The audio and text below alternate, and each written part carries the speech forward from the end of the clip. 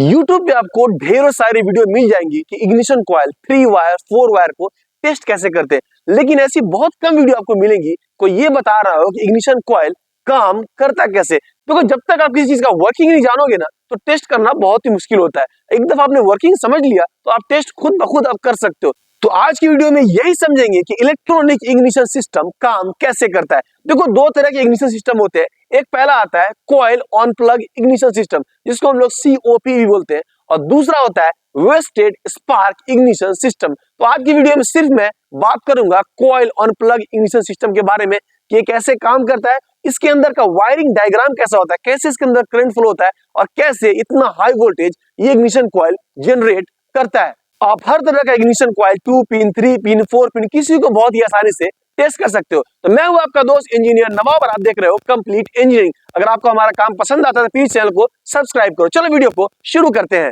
देखो, electronic ignition में 4 सबसे इंपॉर्टेंट पार्ट्स होते हैं। सबसे पहला आता है बैटरी, दूसरा आता है इग्निशन कॉइल, तीसरा आता है कंट्रोल यूनिट, और चौथा आता है क्रैंक और कैम पोजीशन सेंसर।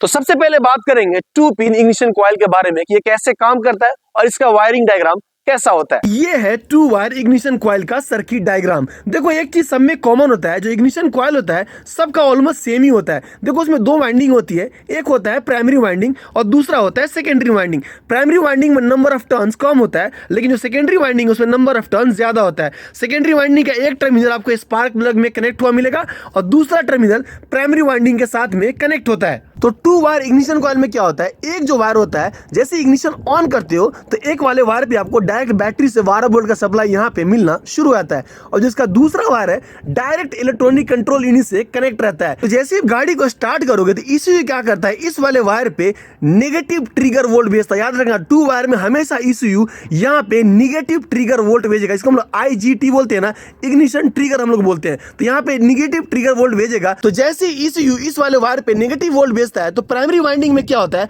आपका करंट फ्लो होना शुरू होता है। और आपको पता है किसी कॉइल में जब करंट फ्लो होता है तो उस कॉइल के चारों तरफ मैग्नेटिक फील्ड प्रोड्यूस हो जाता है, और जैसे ही क्रैंक सेंसर और कैम सेंसर ECU को सिग्नल भेजता है कि अब स्पार्क प्रोड्यूस करने का टाइम आ गया हुआ है, तो ECU क्या करता है, यहाँ पे नेगेटिव वोल्टेज भेजना बंद करता है, जिससे क्या होता है, जो प्राइमरी वाइंडिंग है इसका जो करंट फ्लो होना अचानक से रुक जाता है। तो जैसे ही करंट फ्लो होना बंद करता है तो क्या होता है, जो प्राइमरी सर्किट का जो मैग्नेटिक फील्ड है रैपिडली कोलैप्स कर जाता है, यानी अचानक से यहाँ का मैग्नेटिक फील्ड है वो गायब हो जाता है। तो आपको एक चीज पता होना चाहिए कि जब भी किसी कॉइल के पास में अगर मैग्नेटिक फील्ड में बदलाव होता है, मैग्नेटिक फील्ड में चेंज होता है, तो उस कॉइल के अंदर में एक वोल्टेज प्रोड्यूस हो जाता है। तो जैसे ही इस प्राइमरी वाइंडिंग का मैग्नेटिक फील्ड कोलैप्स कर जाता है तो सेकेंडरी वाइंडिंग में एक बहुत ही हाई वोल्टेज इंड्यूस हो जाता है, क्योंकि जो सेकेंडरी वाइंडिंग का नंबर ऑफ टर्न है वो बहुत ही ज्यादा होता है, जिसकी वजह से बहुत हाई वोल्टेज यहाँ पे इंड्यूस हो जाता है। 25,000 से लेकर के 30,000 का वोल्ट इस सेकेंडरी कॉइल में इंड्यूस हो जाता है, और यही वोल्ट आता है आपके स्पार्क प्लग में, और स्पार्क प्लग में इस हाई वोल्टेज की वजह से यहाँ पे स्पार्क प्रोड्यूस होता है, और जिसकी वजह से आपका इग्निशन का प्रोसेस कंप्लीट होता है। एक चीज आप नोटिस करोगे कि जो सेकेंडरी वाइंडिंग और प्राइमरी वाइंडिंग के बीच में एक डायोड लगा हुआ है। डायोड का ये काम है कि करंट को सिर्फ एक ही डायरेक्शन में फ्लो करता है, तो जो करंट प्राइमरी वाइंडिंग में आता है वो सेकेंडरी वाइंडिंग में इंटर ना हो, इसी वजह से डायोड को लगाते हैं। और अब बात करते हैं 3 वायर इग्निशन कॉइल के बारे में। देखो, 3 वायर इग्निशन कॉइल का वर्किंग जानने से पहले आपको एक छोटा चीज समझना पड़ेगा, बहुत ही छोटा चीज है, आपको समझ में आ जाएगा बहुत आसानी से। आपको जानना पड़ेगा ट्रांजिस्टर के बारे में। देखो, ट्रांजिस्टर कुछ भी नहीं होता भाई, ट्रांजिस्टर एक स्विच होता है, सेम वही स्विच जो आपके घर में लगा होता है टीवी, पंखा या फिर लाइट को ऑन करने के लिए। बस फर्क ये होता है कि वहां पे आप अपने हाथ से बटन को दबाते हो, मैकेनिकली बटन दबाते हो, आपका स्विच ऑन होता है, और यहाँ पे इलेक्ट्रॉनिक सर्किट के थ्रू ये स्विच ऑफ और ऑन होता है। यहाँ पे कंप्यूटर के माध्यम से ये स्विच ऑफ और ऑन होता है। एक दफा आपने ट्रांजिस्टर को समझ लिया तो फिर 3 पिन का जो इग्निशन कॉइल है उसको समझना बहुत ही ज्यादा आसान है। देखो, ट्रांजिस्टर में 3 चीजें होती है। पहला होता है कलेक्टर, दूसरा होता है इसके बीच वाले को हम लोग बेस बोलते हैं, और जो तीसरा वाला होता है उसको इमीटर बोलते हैं। तो देखो क्या होता है,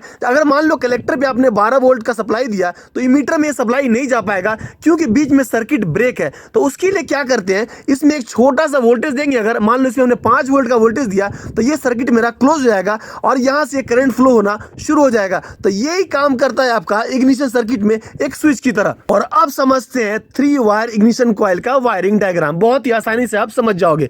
देखो, 3 पिन होता है ना, एक पिन में क्या होता है, जैसे इग्निशन ऑन करते हो तो यहाँ पे आपको 12 वोल्ट का सप्लाई मिलेगा। और जो दूसरा पिन होता है वो बैटरी के नेगेटिव साइड से कनेक्ट होता है। और जो तीसरा पिन है वो ट्रिगर पिन होता है। यहाँ पे ECU से सिग्नल वोल्टेज आता है इस वाले पिन पे। देखो ये पिन इधर उधर हो सकता है, कंपनी पे डिपेंड करता है। जो पॉजिटिव वाला वायर है जो 12 वोल्ट में सप्लाई आता है वो आपका एक एंड कनेक्ट रहेगा प्राइमरी वाइंडिंग से और इसका दूसरा एंड कनेक्ट होगा ट्रांजिस्टर के कलेक्टर वाले साइड में। और जो ECU से सिग्नल वोल्टेज आता है वो कनेक्ट रहता है बेस से। और जो तीसरा वायर है जो ब्लैक वायर है इसका एक टर्मिनल ग्राउंड होगा और जो इमीटर का एक साइड है वो भी ग्राउंड ही होता है। तो जब आप इग्निशन स्विच को ऑन करते हो तो प्राइमरी सर्किट में करंट फ्लो नहीं होता है, क्योंकि मैंने आपको शुरू में बताया कि ट्रांजिस्टर में क्या होता है, यहाँ पे सर्किट ओपन होता है जिसकी वजह से सर्किट कंप्लीट नहीं होता है और यहाँ से करंट फ्लो नहीं होता है। तो जैसे ही आप गाड़ी को स्टार्ट करोगे तो ECU क्या करता है, इस वाले टर्मिनल पे 5 वोल्ट का ट्रिगर वोल्ट सेंड करता है, जिससे क्या होता है ये वाला सर्किट अब क्लोज हो जाता है और यहाँ से करंट फ्लो होना शुरू होता है। यानी कि अभी क्या होगा,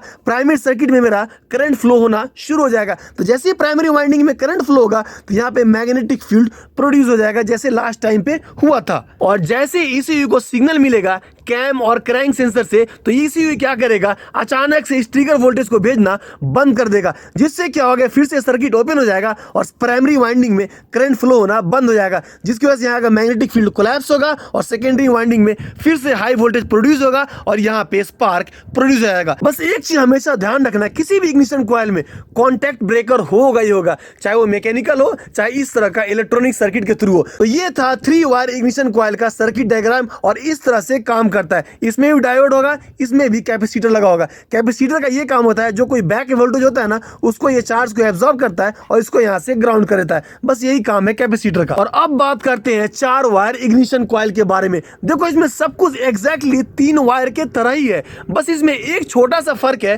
फर्क ये है कि 3 वायर वाले में ECU को कंफर्म नहीं हो पाता था कि एग्जैक्टली कौन से इग्निशन कॉइल में स्पार्क प्रोड्यूस हुआ या फिर नहीं हुआ, ECU को फीडबैक नहीं जाता था। लेकिन 4 वायर वाले में एक यहाँ पे IGF टर्मिनल होता है जिसको हम लोग बोलते हैं इग्निशन फीडबैक टर्मिनल। तो ये क्या करता है, ECU को सिग्नल भेज देता है जिसमें ECU को ये कंफर्म हो जाता है कि इस वाले सर्किट में मेरा स्पार्क प्रोड्यूस हो चुका हुआ है। तो ये इग्निशन फीडबैक सिस्टम कैसे काम करता है इसको जानने के लिए आपको एक और छोटा चीज समझना पड़ेगा, उसके बाद आप इसको बहुत ही आसानी से समझ जाओगे। आपको समझना पड़ेगा जेनर डायोड के बारे में। तो आप डायोड के बारे में तो जानते हो कि डायोड क्या करता है, करंट को एक ही दिशा में फ्लो करता है, लेकिन जेनर डायोड लगभग इसका उल्टा ही काम करता है। इसमें करंट उल्टे डायरेक्शन में फ्लो होता है, लेकिन ये हमेशा फ्लो नहीं होता है, इसमें कुछ कंडीशन होते हैं। तो जेनर डायोड के पास एक शर्त होता है, इसमें एक हम लोग वोल्टेज सेट करते हैं, इसको हम लोग ब्रेक डाउन वोल्टेज बोलते हैं। अगर आपने जेनर डायोड का वोल्टेज अगर आपने 5 वोल्ट सेट कर दिया, अगर आप इसमें सप्लाई 4 वोल्ट का दे रहे हो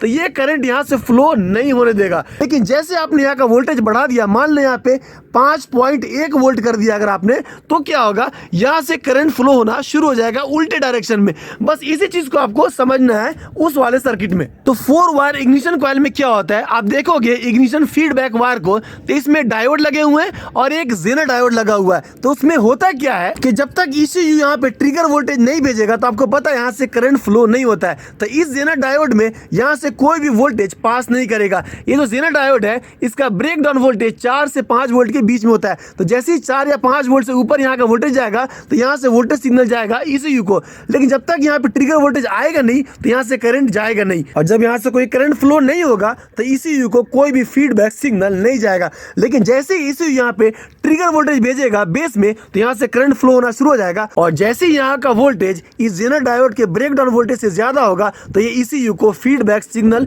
भेज देगा, जिससे ECU को कंफर्म हो जाएगा कि ये वाले इग्निशन कॉइल में मेरा स्पार्क प्रोड्यूस हो रहा है। अगर ये वोल्टेज सिग्नल नहीं जाएगा तो ECU क्या करेगा, एरर कोड जनरेट कर देगा कि ये वाले इग्निशन कॉइल में स्पार्क नहीं हो रहा है, इसमें कुछ गड़बड़ है। तो इस तरह से 4 वायर इग्निशन कॉइल काम करता है। और नेक्स्ट वीडियो में बात करेंगे कि वेस्टेड स्पार्क इग्निशन कैसे काम करता है, और जिनको नहीं पता है कि बैटरी इग्निशन कैसे काम करता है, वीडियो का लिंक मैंने डाल दिया है, उसे आप देख सकते हो। तो उम्मीद करता हूं कि वीडियो अच्छी लगी हो, कुछ सीखने के लिए मिला हो। अगर वीडियो अच्छी लगी प्लीज चैनल को सब्सक्राइब करना। चलो मिलते हैं नेक्स्ट वीडियो में।